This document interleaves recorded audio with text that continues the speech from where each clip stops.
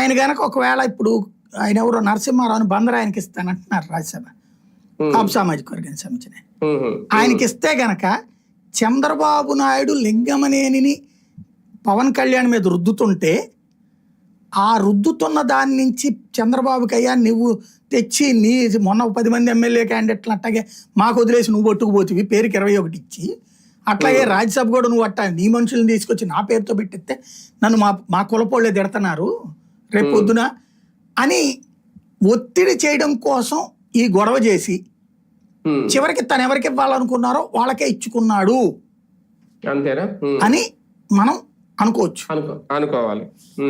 అనుకోవచ్చు ఇస్తే వేరే వాళ్ళకి లింగమనేనికే ఇస్తే గనక చంద్రబాబు గారి చెప్పు చేతుల్లోనే ఆయన ఉన్నాడు అన్నది కనబడుతుంది.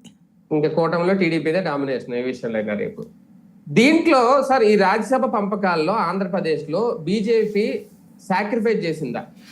సాక్రిఫైస్ చేయడం కాదు, బీజేపీకి ఈడ్చి వెన్నుపోటు పొడిచారు అంతే.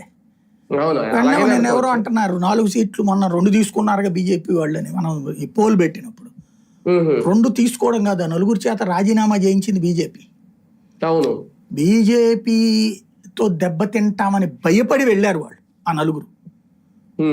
వెళ్తే అప్పుడు బీజేపీ 2 మీరు తీసుకోండి 2 టీడీపీకి ఇచ్చింది. అది లేకపోతే